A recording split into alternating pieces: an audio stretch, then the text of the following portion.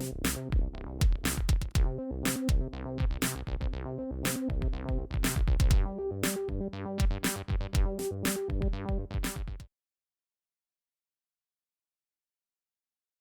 में robin hood की छवि। करीब 30 साल से सांसद, कुश्ती संघ के पूर्व अध्यक्ष और कैसरगंज लोकसभा सीट से मौजूदा सांसद बृजभूषण शरण की यही पहचान है। बीजेपी के टिकट पर लोकसभा सांसद बृजभूषण शरण ने इशारों में ही फिर से लोकसभा चुनाव लड़ने का ऐलान कर दिया है। बृजभूषण ने एक सार्वजनिक मंच में 29 अप्रैल से अपना चुनावी अभियान शुरू करने की बात कही। बृजभूषण ने कहा कि 27 अप्रैल तक वो टिकट का इंतजार करेंगे, लेकिन 29 से दावम दाम मचा देंगे। लोकसभा चुनाव 2024 का पहला चरण बीत चुका है, जबकि 26 अप्रैल को दूसरे चरण का चुनाव होना है। इस बीच उत्तर प्रदेश की चर्चित लोकसभा सीट कैसरगंज के लिए अब तक बीजेपी ने कोई उम्मीदवार नहीं दिया है।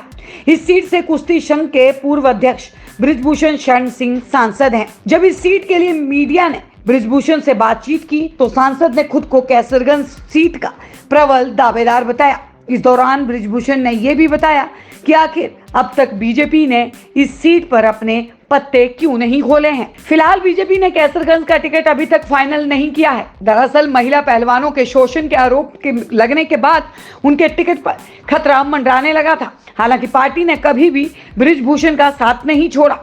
मामला फिलहाल कोर्ट में है, जिस पर सुनवाई चल रही है। कोई फैसला नहीं हुआ है। हालांकि किस तरह के विवाद से बचने के लिए बीजेपी ने फिलहाल टिकट होल्ड कर रखा है।